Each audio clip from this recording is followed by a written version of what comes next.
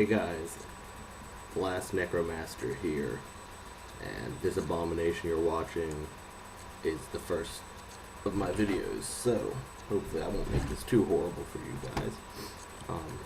Quick overview, I made this channel for some Nerf and other foam dart reviews, as well as any of my other hobbies, which include chainmail and music. I play guitar and bass, and I'm into some of the underground music, so I may post music videos here, and anything else I feel like posting. But to start off with, I'm going to review two guns, same brand, and same style, but I only have the packaging for one of them. These two right here are the Ultra Foam Shots, made by Ja Rue. I have the packaging for this one. I don't have the packaging for this one.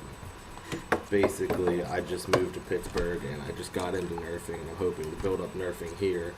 And for the most part, I was looking for what would be the cheapest blaster to get somebody set up with. There's really cheap blasters out there, but I wanted to get one that was really good and that maybe could be modded to be reasonably good for cheap, as well as maybe coming with a good amount of darts and everything. So the first one I got was this one. Like I said, I threw out the packaging, but this is the packaging for the other one, and it was very similar to that. Same style, same graphics, all that fun stuff. It was called the Ultra Foam Shot as well. It's a cute little blaster. It has the inverse plunger system. I've taken this one apart. It cocks back like that. It's rather small compared to the Maverick. It's very similar to the Reflex, the Nerf Reflex. It's very uncomfortable in my hands. The handle is very small and knobby. I guess for a little kid it'd probably work better. Comes with a tack rail up top and a tack rail down here. Now I got this one. It's normally marked at $5 at Big Lots or at $5 below, but I found this one for $2.50. So I went ahead and got it, and the main reason I got it was because it came with 10 darts. The style of darts it comes with are these guys right here. Now, they're almost identical to your standard Busby one. They're same length, same style, everything's about the same except for the tip is a little bit different color. Same feeling foam, same length.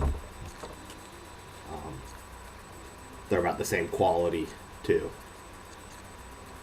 And it came with 10 of them, which I thought was cool, because, I mean, anybody starting out, they're going to need more darts, and while they might not be the best darts, 10's better than 3 that you get with the Nerf Reflex or whatever. It came with this 3-dart tack rail attachment, and it fits either top or bottom. I don't think it should go on top, because then when you try to load it, it's just going to fall off. So it can go on the bottom there like that. And like I said, it holds 3 darts, which is cool. And I like where it fits on there. It doesn't interfere with anything that you do. The only bad part is the middle dart does hit the trigger guard, and so it doesn't slide in all the way. And it's not a really tight fit. I'm going to have to put a dab of hot glue in all of them for a little bit of friction and tightness, because if you shake it around or anything, they will fall out very easily. And so if you're running around with it, that wouldn't be good. Now, when I first got this, I was surprised at how bad a range it was getting, because it has a decent spring in it seems, and for being how compact it is, and there's no actual air leaks. If you cover it, it'll hold the seal for a second or two. It's not perfect, but it's better than most stock ones. But if you shove a dart in there and fire it, you get about 15 to 20 feet level shoulder height, which isn't bad, but it could be a lot better. Now, the one thing that I did find out is that the barrel fit is absolutely atrocious. You can see how much room it wiggles in there. It actually doesn't get snug until you push the rubber head inside.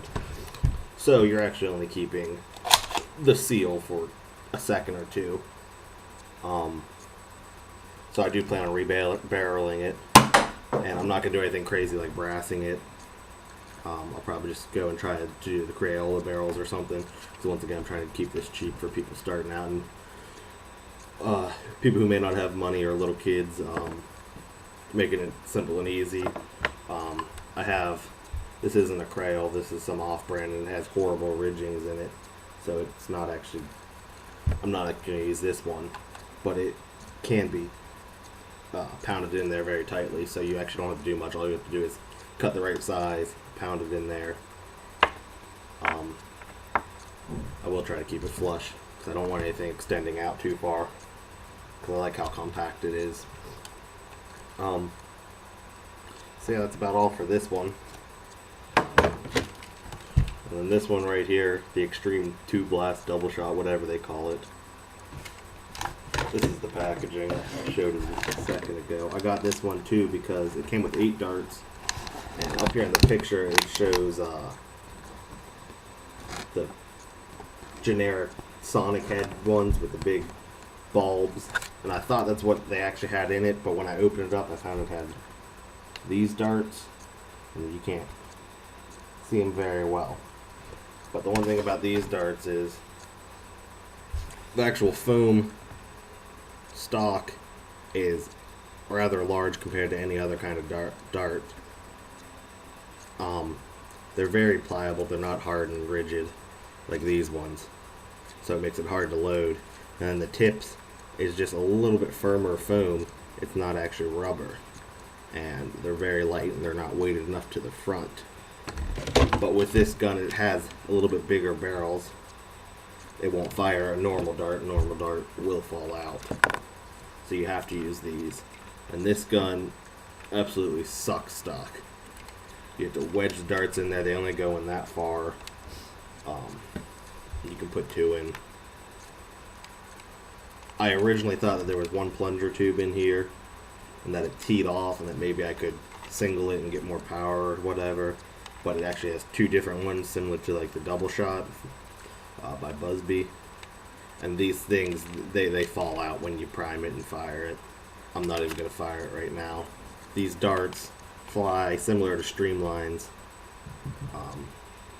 There's no weight in the front, so they just kind of glide through the air. And if you put too much power behind them, they just fishtail and fall. They're worthless. I might try to put washers or something on them to weigh them. I tried to do the hairdryer method to see if, like when you make slugs, to see if that would help make them more rigid, and it just melted them, so I ruined some of my darts doing that. The other thing about these ones is they have no hole in the back. They are slug style, which I thought was weird. I've never seen anything like that.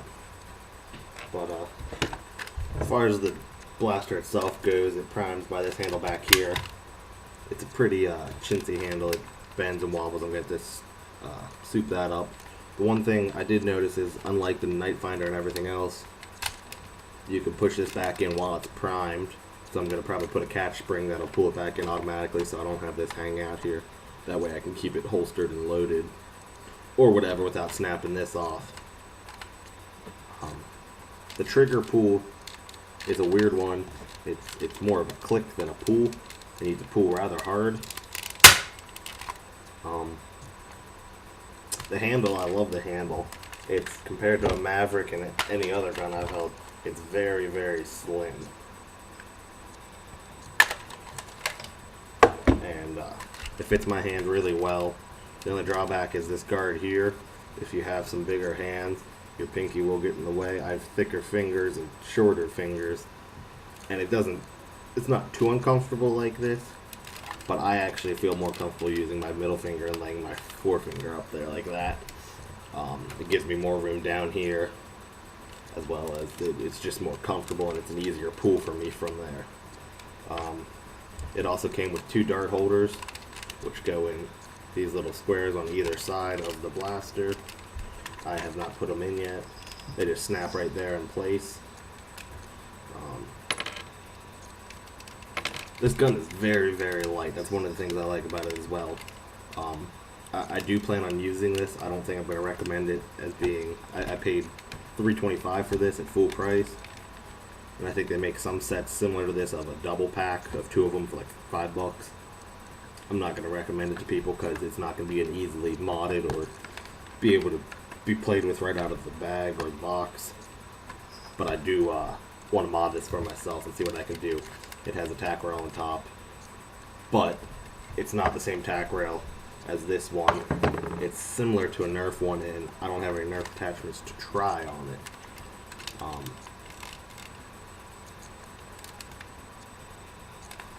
I think that's all I have to say about this one as far as a review goes. But yeah, and then the next review I plan on doing, and hopefully we'll get to sometime soon, is this guy I picked up. So you guys can look forward to that, and I will be making some mod videos for both of these guns. Hope you guys liked, and I'll see you next time.